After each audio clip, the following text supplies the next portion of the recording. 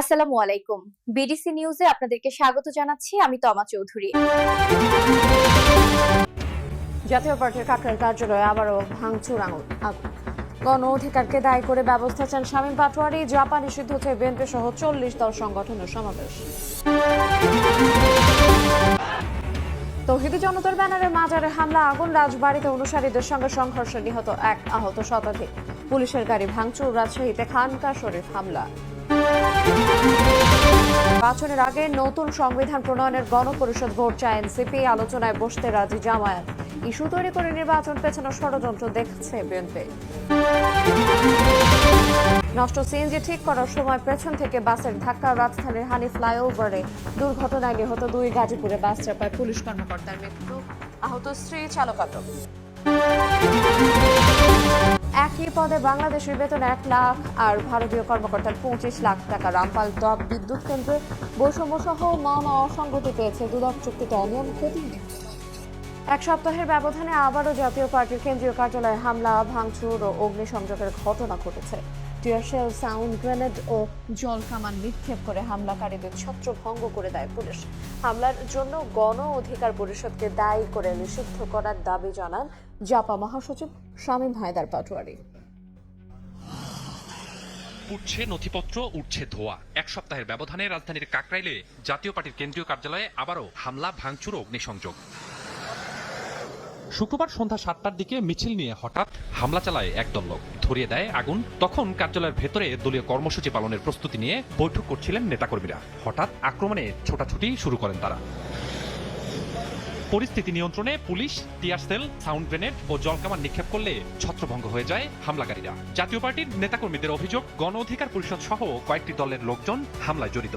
তার মধ্যে আগুন দিয়েছে, ভাঙচুর করেছে, নামাজ মুসল্লি বসাবস্থা তারা ভিতর দিকে পুরাই দিচ্ছে। আমাদের যে লাইব্রেরিটা ছিল, লাইব্রেরিটা পড়ছে উপরে, দোতলায় মশাল দিয়ে আগুন দিচ্ছে দোতলায়। 22 দলের একটি সমাবেশ ছিল, ওখান দিয়ে একটা মিছিল জাতীয় পার্টির কার্যালয়ের অভিমুখে তারা আসে। সেখানে নাগরিক অধিকার থেকে শুরু করে গণ অধিকার পরিষদ, তারপরে জামায়াতে ইসলামী সহ বিভিন্ন দলের প্রতিনিধি সেখানে উপস্থিত ছিল।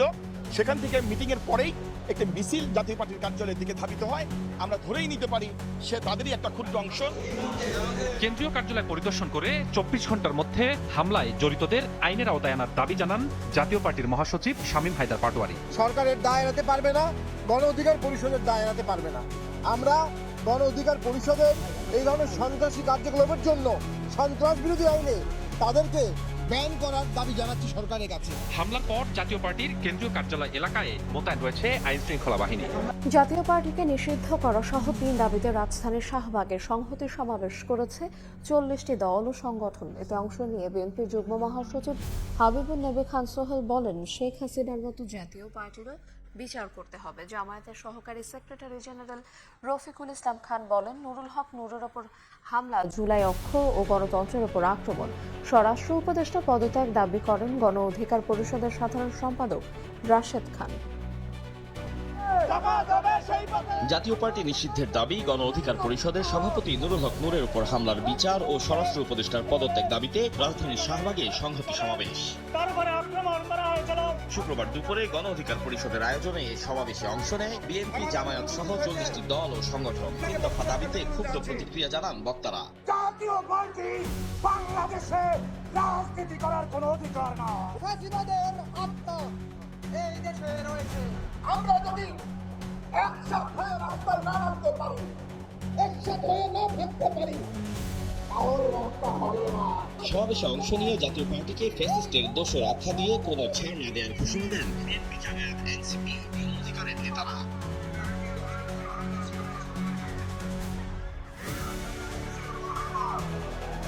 এই হামলা বাংলাদেশের গণতন্ত্রের উপর হামলা, এই হামলা চুরাইয়ের অর্থের বিরুদ্ধে হামলা। হাসিনার বিচার যেমন হবে বাংলাদেশে, হাসিনার দোষর জাতীয় পার্টির বিচারও বাংলাদেশের মাটিতে হতে হবে। ওই কুখ্যাত রাশেদ খান মেনন আর হাসানুল হক ইনুদের বিচারও বাংলাদেশের মাটিতে হতে হবে, এটি স্পষ্ট কথা।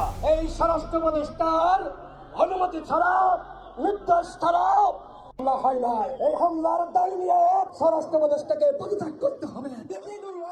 দল গণ অধিকার পরিষদ এবং এনসিপির পরিবর্তন এনেছে, আমরা ঐক্যবদ্ধ থাকতে চাই। সমাবেশ শেষে নূরের ওপর হামলাকারীদের চিহ্নিত করে দ্রুত বিচার সহ 3 দফা দাবি আদায়ে শপথ নেন সমাবেশে অংশগ্রহণকারীরা।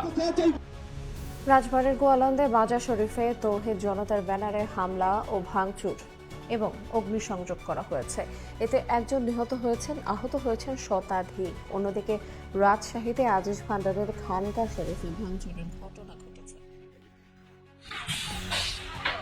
ধাওয়া পাল্টা ধাওয়া, ইট পাটকেল নিক্ষেপ, ভাঙচুর ও অগ্নিসংযোগ। রণক্ষেত্র রাজবাড়ীর গোয়ালন্দ এলাকা। গত 23 আগস্ট গোয়ালন্দ পৌরসভার 5 নম্বর ওয়ার্ডে মৃত্যু হয় নুরুল হক নামে এক ব্যক্তির, যিনি স্থানীয়ভাবে নুরাল পাগলা হিসেবে পরিচিত ছিলেন। তাকে কবর দেয়া হয় মাটি থেকে 12 ফুট উঁচুতে। কাবা শরীফের আদলে কবর তৈরির অভিযোগ এনে এর প্রতিবাদে শুক্রবার জুমার নামাজের পর তৌহিদি জনতার ব্যানারে বিক্ষোভ হয়। উত্তেজনার এক পর্যায়ে নুরালের ভক্তদের সঙ্গে সংঘর্ষ হয় বিক্ষোভকারীদের।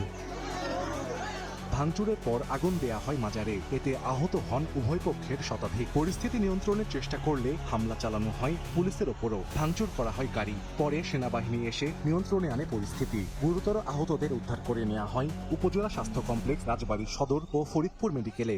আমাদের দাবি একটাই ছিল, লাশটা নিয়ে যাও। লাশ দেওয়ার দেরি কারণে এই অরাজকতা হয়েছে। এদিকে রাজশাহীর পবাই আজিজি ভান্ডারীর খানকা শরীফে তৌহিদি জনতার ব্যানারে ভাঙচুরের অভিযোগ উঠেছে। পুলিশের উপস্থিতিতেই হামলা হয়েছে বলে অভিযোগ খানকা সংশ্লিষ্টদের। মাইকে অ্যালাউন্স করতে করতে এসে তারা নামাজ শেষ করে এসে তারা আমার এই দরবার শরীফে হামলা করেছে।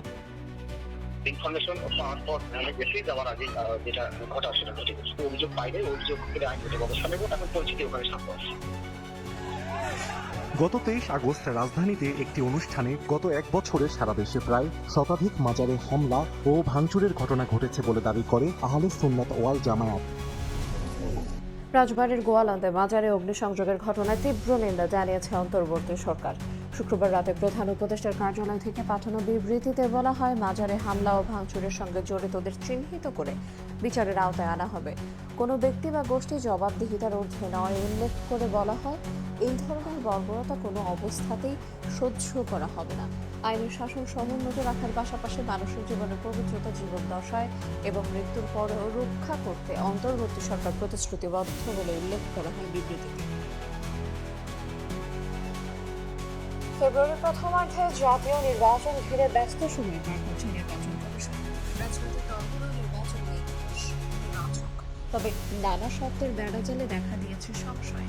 এনসিপির দাবি, জাতীয় নির্বাচনের আগে নতুন সংবিধান প্রণয়নে হতে হবে গণপরিষদ ভোট। জামায়াত বলছে, নির্বাচনের আগে সমাধান হোক গণপরিষদ ইস্যু। যদিও দল দুটির কোনো দাবিরই যৌক্তিকতা দেখছে না বিএনপি, বরং নানা ইস্যু তৈরি করে নির্বাচন পেছানো ও বিশৃঙ্খলা সৃষ্টির ষড়যন্ত্র হিসেবে দেখছেন দলটির স্থায়ী কমিটির সদস্য ইকবাল হাসান মাহমুদ টুকু। অভ্যুত্থান পরবর্তী নতুন বাংলাদেশে আর যেন কোনো শাসক স্বৈরাচার হয়ে উঠতে না পারে, এজন্য দাবি ওঠে নতুন সংবিধানের। কিন্তু অন্তর্বর্তীকালীন সরকার সেই পথে হাঁটেনি। তারা সংবিধান প্রণয়নের পরিবর্তে সংস্কারের পথ বেছে নেয়। রাজনৈতিক দলগুলোর সঙ্গে আলাপ আলোচনার মধ্য দিয়ে চূড়ান্ত সংস্কার প্রস্তাবনাও তৈরি করেছে জাতীয় ঐকমত্য কমিশন, যা পরিচিত জুলাই সনদ নামে। ঐকমত্য কমিশনের সংবিধান সংস্কার আলোচনায় তৎপর ছিল এনসিপি। যদিও রাজনীতির মাঠে নতুন সংবিধান নিয়েও সোচ্চার দেখা গেছে দলটিকে। ফেব্রুয়ারির প্রথমার্ধে জাতীয় নির্বাচন, প্রধান উপদেষ্টার এমন ঘোষণার পর তাদের তরফ থেকে আবারও জোরে সোরে উঠেছে নতুন সংবিধানের দাবি, যা বাস্তবায়নে লাগবে গণপরিষদ নির্বাচন। এই দাবিতে সারা দেশে জনমত তৈরি করছে দলটি। শুরুতে শুধু গণপরিষদের দাবি থাকলেও এনসিপির এখনকার প্রস্তাবনা রাজনৈতিক বোঝাপড়ার মধ্য দিয়ে একই সঙ্গে জাতীয় সংসদ এবং গণপরিষদ নির্বাচনের, যার ব্যাখ্যা দিলেন দলটির এই নেতা। আমাদের পক্ষ থেকে বারবার বলেছি আমরা গণপরিষদ নির্বাচন, বিএনপির পক্ষ থেকে শুধু জাতীয় নির্বাচনের কথা বলা হয়েছে। কিন্তু এটা যদি রাজনৈতিক দলগুলো একটু বোঝাপড়ায় আসতে পারে, সেক্ষেত্রে একটা নির্বাচনকেই দুটির মর্যাদায় অনুষ্ঠিত হতে পারে। ঐকমত্য কমিশনে দীর্ঘদিন যে আলাপ আলোচনা হয়েছে, গণপরিষদের বলা চলে যে একটা কাজ কিন্তু এই ঐকমত্য কমিশনের মাধ্যমে এগিয়ে আসছে।